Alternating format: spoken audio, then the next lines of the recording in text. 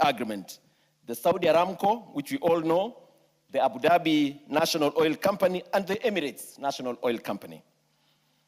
Madam Speaker, when you check out, it's a fact that 96% of the oil, of the fuel from Saudi Aramco go through the Strait of Hormuz, which now definitely they had to create other channels which are more expensive to be able to have that fuel, landing here in Mombasa. Secondly, is Abu Dhabi has over 50% of their fuel also going through the same. The Emirates NOC have 96% of the liquefied natural fuel, as well as the crude fuel is 55%. So it tells you clearly that all this fuel go through Strait of Hormuz. And therefore, when there is a blockade, they have to create other ways of how to get this fuel in Mombasa. Therefore, the landing cost has gone way up. And I would be expecting that then leaders who will be speaking going into the future must be honest to Kenyans. You don't speak as it suits you. There are also facts that must be backed up on what we're talking about.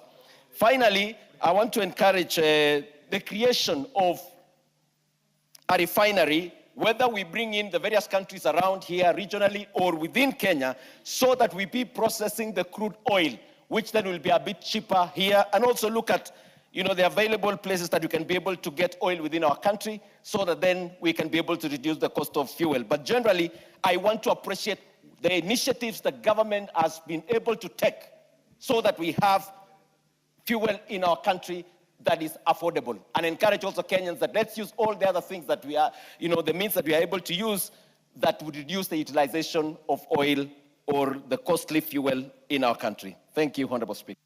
Very well. Honorable KJ.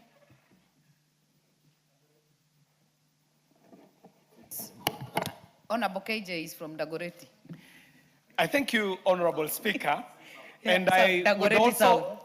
This is Dagoretti South, the great Dagoretti South constituency. And Honorable Speaker, allow me to start by just commending the members of Parliament for adjourning very serious business to discuss this very serious matter of national interest, because this is a matter that can only get solutions in the House that makes budget and the House that is also involved in proposing taxes for this country, Madam Speaker. And as we approach this debate, Madam Speaker, my first plea would be for us as members of Parliament to be true to the mantra that calls us to the wisdom that he who comes to equity must come to equity with clean hands.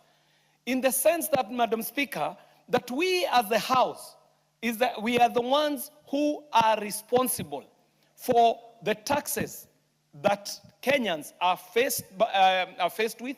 We are the ones responsible even for the prices, informed by the decisions that we debate in this House as we make our budget, and no less people like even my very good friend from my alma mater, the Honorable Ndende Nyoro, who he himself served as a member and a chairperson of the Budget Committee at a time when some of the issues that we are debating today were coming to place, Madam Speaker, informing this House, Madam Speaker, and reminding ourselves that even some of the issues that speak to the cost of fuel, up to and including the RMLF, were considered and passed in his time as the chairperson of the Budget Committee, Madam Speaker. And Madam Speaker, this speaks to the honesty that we must have as members of this House.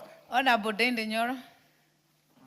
What is out of it? I would never have wanted to interrupt Honorable KJ, but he mentioned my name adversely. And Honorable KJ has been in this Parliament now going to 10 years. I think he knows better that the rules around taxation, RMLF, VAT, and no others are not the domain of the Budget Committee. Please, Honorable KJ, take time to read the standing orders, orient yourself, and I hope you can become a better member of Parliament.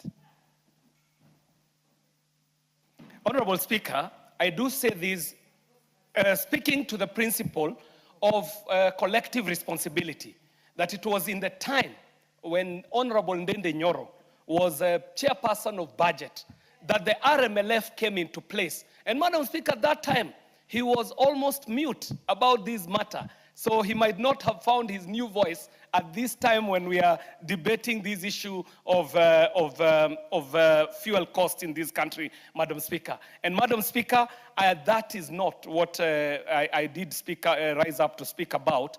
My point was that he who comes to equity must come to equity with clean hands, Madam Speaker. Madam Speaker, it is a time when this House must make decisions. And some of these decisions are informed by matters that go beyond the boundaries of this country, Madam Speaker. The issues that are happening internationally, up to and including the wars that are happening around the world, and even the situation in the Strait of Hormuz, do speak to the cost and prices that are happening today. But Madam Speaker, this House has to be sensitive to the members of the public in this republic, and even more so, operators who are directly affected by the rise of the cost of fuel, who are our constituents, Madam Speaker, and our business is to debate solutions, Madam Speaker, as it is informed by our mantra that we serve for the welfare of society and the just government of the people. Madam Speaker, it has to also be noted that we are at the time of budgeting. It is budgeting season for this House. That some of the reliefs that we seek, Madam Speaker, we have to say that they are considered in this budget that is coming up, Madam Speaker, and I dare say, even ahead of time, that there shall be resolutions that shall be passed by this House as we are debating this budget and passing it, that will also speak to the matters that we are considering today. Madam Speaker, it must also be noted as we are debating this issue that we are not at liberty as Kenya to compare ourselves even with our neighbors, Madam Speaker, because the situation that is affecting the world is being felt across the globe. And even as we talk about fuel prices in our neighboring countries, we must be reminded that in places where the prices are fewer, the fuel is not available, Madam Speaker. And I'm reminded of an expose that was done by the journalist called Alex Chamwada, where he was showing us as the Kenyans that even that Ethiopia that we compare ourselves to itself might be having lower fuel prices, but does not have the fuel to sell, Madam Speaker.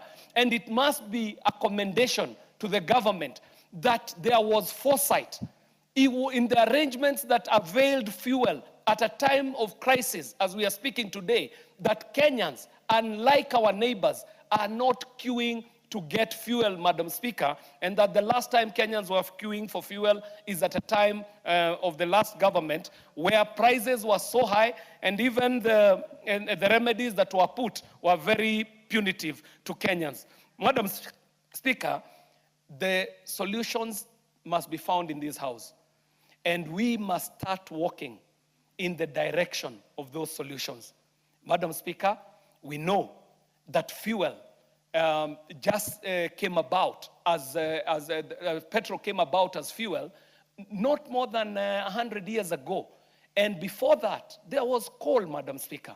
And as we speak today, the world must start walking in a direction where we are talking about green energy, Madam Speaker. And I must commend people like Moses Nderito, he himself an industrialist and a very forward-thinking Kenyan, even with some of the things that we are seeing in innovation, up to and including the electric buses that we are seeing. But Madam Speaker, it would be unfair for me to conclude without calling upon the financial institutions and banking sector to look into this matter as a Kenyan situation that needs reprieve, even from the banks, Madam Speaker. That at a time of COVID, we saw banks moving towards cushioning Kenyans against some of the costs, Madam Speaker.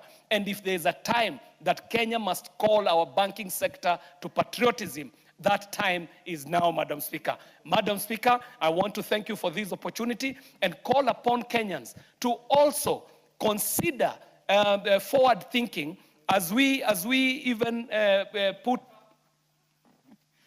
Your time is up. Member for Embakasi West. Thank you, Honorable Speaker. And Honorable Speaker, right from the get-go, I want to thank the Speaker and the team that has brought this issue of fuel Honorable Speaker, this is a very